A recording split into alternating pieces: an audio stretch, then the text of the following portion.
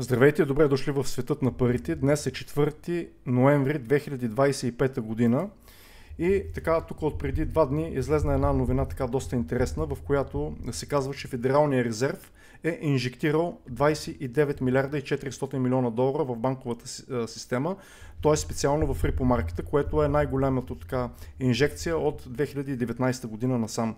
Така, преди да обясня какво е рипомаркета и защо се случва това нещо, искам да благодаря на всички, които се абонираха за канала. Вече около 1000 души, над 1000 души има абонати. Благодаря ви за това. Благодаря, че харесвате, споделяте и канала расте. Така че аз мога да правя, може би, повече видеа, защото явно се гледат и се харесват. Така, какво е рипомаркет? Така, рипомаркет е пазар, в който големи банки и финансови институции в Америка взимат заем една спрямо друга. Тоест, да кажем, на банка А и трябва заем, пари, защото и трябва повече ликвидност, отколкото има налична. Тя отива до банка Б или С и казва: искам да взема еди колко си пари, съответно тя дава в залог облигации, да кажем държавни облигации или ипотечни облигации и получава тези пари. Съответно, тя плаща лихва за това нещо, лихвата е фиксирана, тя от ден до ден се променя много малко, така че горе-долу лихвите се знаят. Това са краткосрочни заеми, примерно за 1, 2, 3 дни. Тоест банката взима заем и до 1, 2, 3 дни, колкото оговорите, там го връща на определената лихва. Нали? Тя връща заема, взима си обратно държавните облигации, ценни книжа и нали, плаща лихва за това, когато са договорили. Но какво се случва? Имало е доста ниска ликвидност в този пазар като цяло, 2,8 трилиона. И на графиката може да се види, че има така леко покачване с една трета, 0,3%, което нали, явно банката, явно е нямало кой да даде заем на тази определена институция и тя се е допитала до Федералния резерв, защото когато няма ликвидност, Федералния резерв има фонд, който може да се намеси и тя с малко по-висока лихва дава нали, заем на съответната институция, или те може да са били няколко институции, ние това нещо не го знаем, защото Федералния резерв ни дава информация коя е банката или институцията или колко са били те. Но да кажем, видно е, че Федералния резерв се е намесил. Защо го казвам това нещо? Защото, знаете, аз говоря тук от известно време, че очаквам да се наливат пари в системата. Знаете, преди 3 дни официално приключи нали, това затягането на счетоводния отчет, където в момента очакваме няколко месеца да има преходен период преди този Федерален резерв да започне пак да изкупува бондове, да монетизира дълга. И ето тук аз ще ви дам една табличка, която е от 2019 година. Това е процента, тогавашния процент за тази лихва, нали, overnight, която е така нощната тарифа, която се казва. Те търгуват банка А, примерно от банка Б да вземе заем. И тук виждате от 2,4% тя за една вечер се покачи на 5,2%, което е адски много. Това е двоен скок, над по 2, което тогава накара Федералния резерв да инжектира, ще ви изложа сумата, беше 50 или 70 милиарда долара, по-голяма от тази, която е в момента.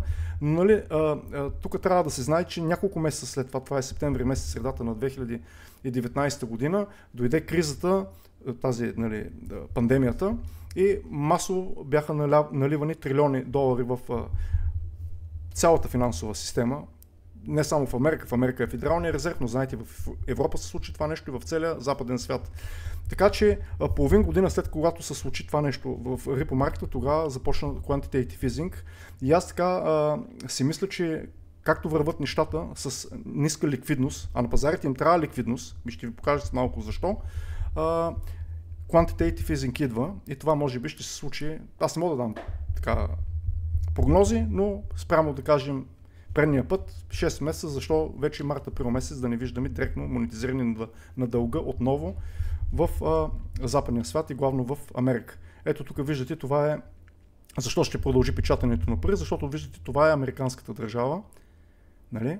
Това е хегемона в света, сега може вече да е на хартия, но официално нали, все още Америка се води най-силната държава, най-голямата армия и долара все още е световна валута, резервна.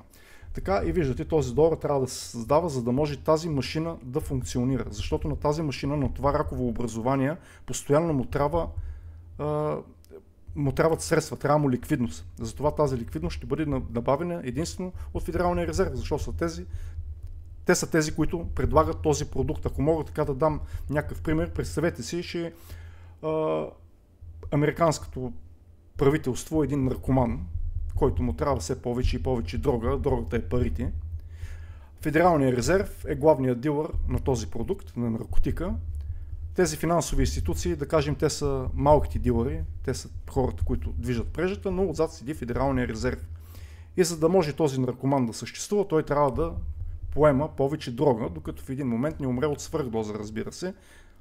Свръхдозата се показва тук, аз не мога да кажа точно кога ще дойде тя, но това е така близка аналогия, която аз мога да дам. Защото вие, ако сте Федералния резерв и имате продукт, и вие имате един продукт, който да продавате, естествено ще няма да лишите най-големия си клиент от него. Защото клиент има навсякъде по света, нали? Защото все пак долара е резервна валута на целия цивилизован западен свят в момента. Надявам се, че видеото ви е харесало. Ако е така, ударете му едно харесване, споделете го с приятел, на който предполагате ще му хареса, споделете го в социалните мрежи и до следващия път. Чао от мен!